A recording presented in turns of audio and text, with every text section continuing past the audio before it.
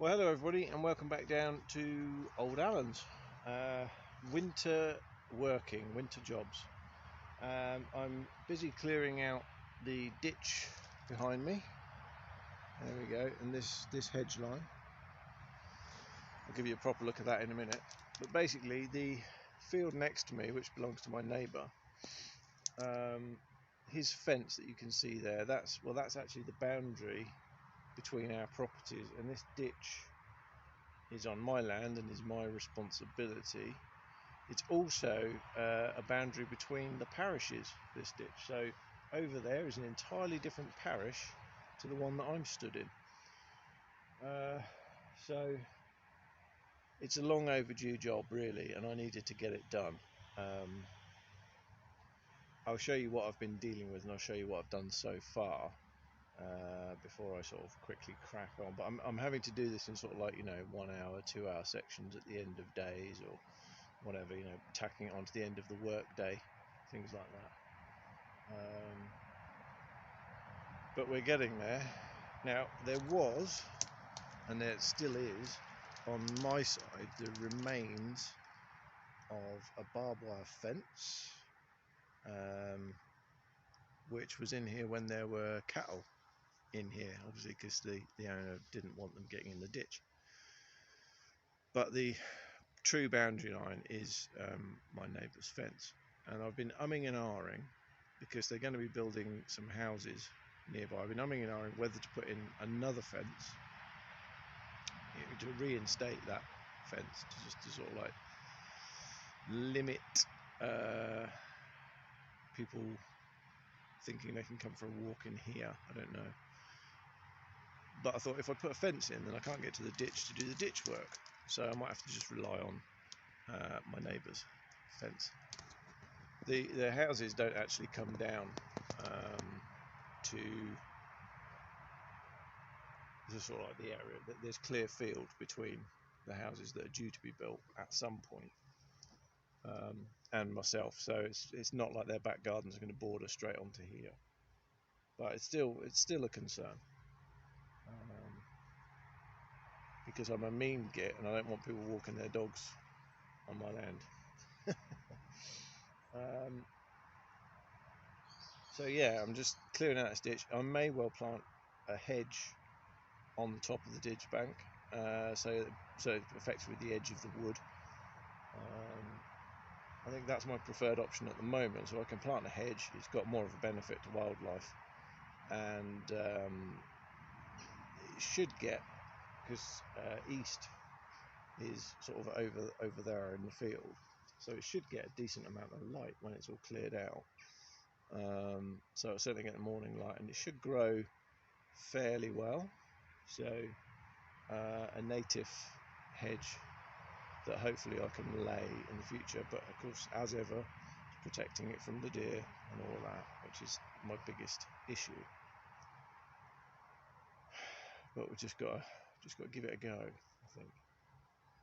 So we're aiming for hedge action now on the top here.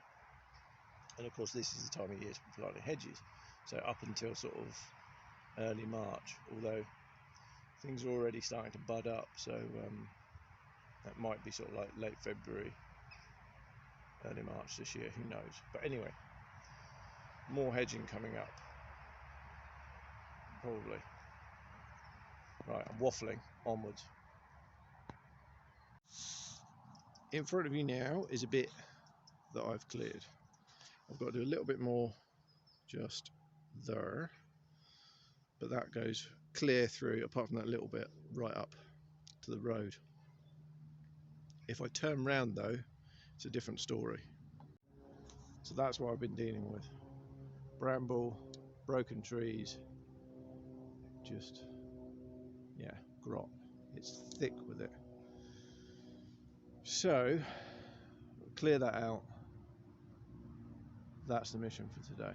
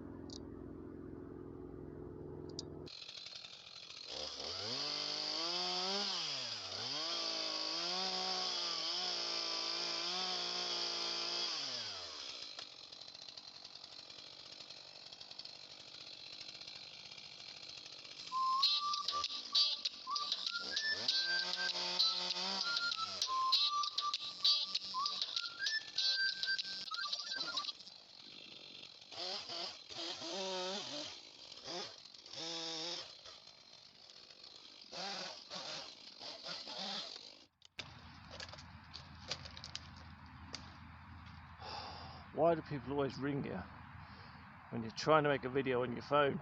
Urgh. It's bad enough I have to wedge the damn thing in a tree. I spend hours setting up a shot, and the minute I get it, someone rings me. He goes, "Hello, you alright?"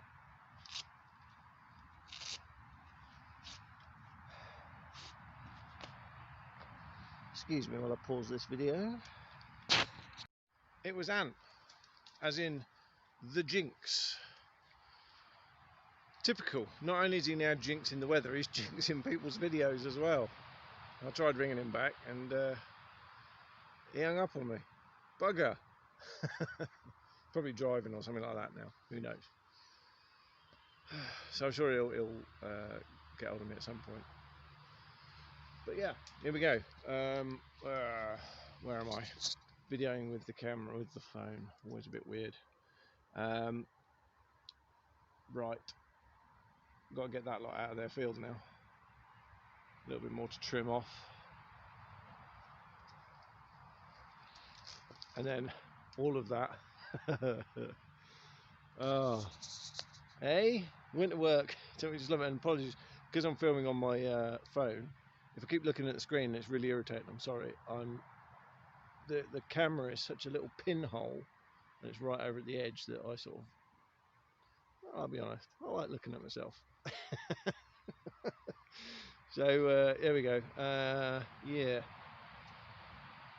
Onwards before it gets dark. I don't want to be in the woods of the Chilterns when it's dark. I learnt of a local legend recently, and one day I'll tell you about that. Yeah, pretty scary stuff. It still surprises me. I mean, it's 4 o'clock, and we had a wave of cloud come over, and it just amazed me just how dark it got. So time for filming is limited. I'll be able to do a bit more without the camera, but of course the camera, as ever, always slows everything down. But there we go, a little bit more bashed through behind me. We've got to sort of hoik all this muck out of the ditch now. I spin you around. Oh, I just took a picture while I was videoing. There we go. Right. So yeah, spin you around. Oh god, no, I've done it again. Hang on. But yeah, underneath all of that lot is some water. We're getting to like a real heavy rose down there. So that I'll be bashing through that in a minute. But I've got to hook out all of this muck. And actually, I've got a snapped off branch up in this tree above me that I need to clamber up the tree to cut that one off as well. But look at this. Beautiful. That moon's out up the top there. Lovely.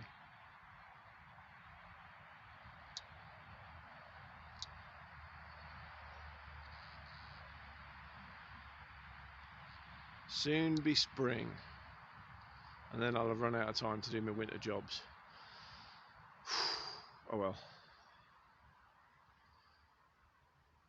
It's good to be able to get bits done anyway.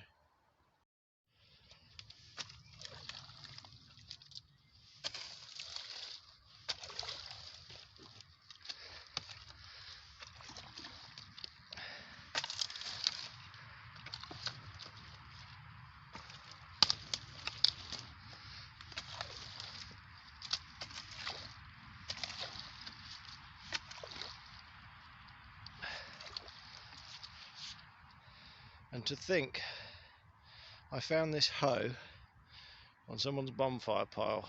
They were just going to chuck it away, burn it. Never ever throw away old hand tools. They're often better than the new ones.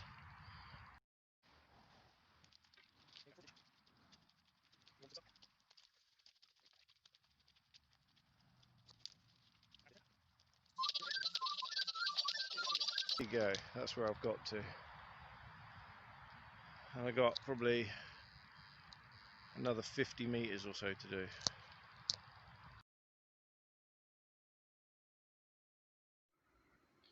So this isn't the end to the video that I was quite expecting. Have you put this on the video? Not yet. You're going to? This is what happens when you put your van key in an unsecure pocket and then go thrashing about in the woods. You end up having to get Mary out, wave Mary, to come over with the spare van key, which will get me into the van, but it won't start it because I had to have it recoded a couple of years ago, to get the house keys out, so that Mary can then, we can go home, because I'd separated all the keys because I'm stupid. And now we're waiting at the train station for a train to take us back to Risborough. It's all a bit of a faff, and it involved like about a 4-mile walk for Mary, and we're cheating and taking the train back, so it's not an 8-mile walk for Mary. So big thanks to Mary. My pleasure.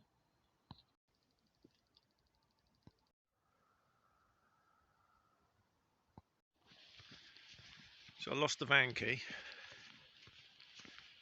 I'll come back down here today searching for it with a metal detector.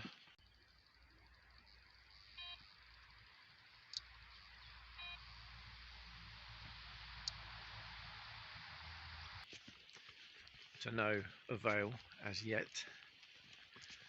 I'm in the snow.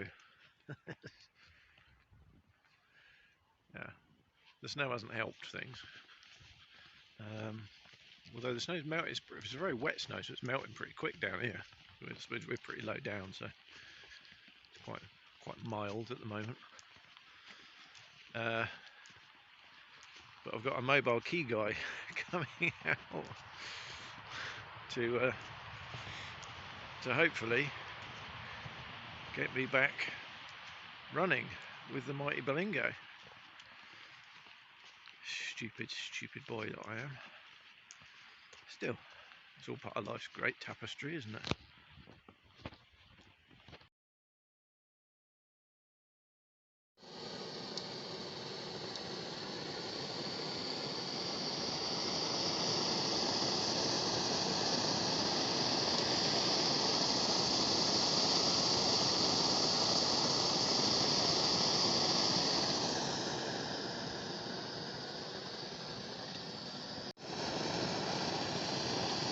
Primus number 2. It's a big un.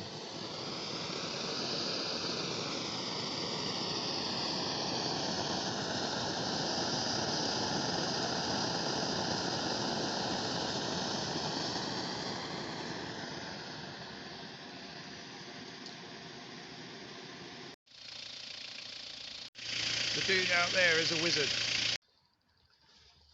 My God, the shepherd's hut earned its keep today. Kept us warm, kept Mary warm, dry in the snow, and made waiting for the key guy an absolute pleasure.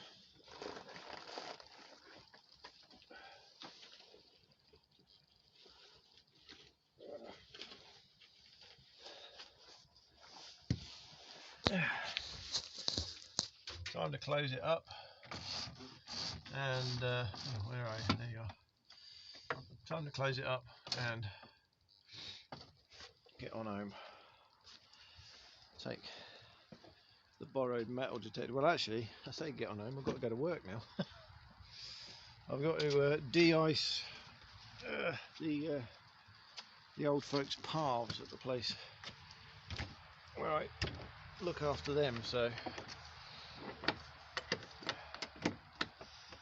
head over there, get them sorted, and and then I can go home. Ooh. Shiny new van key. You never know, I might find the original eventually. Somewhere behind me. In the darkest, deepest depths of the ditchy woods. But I don't hold out much hope. Right. Take care. Thanks for watching. See you again soon.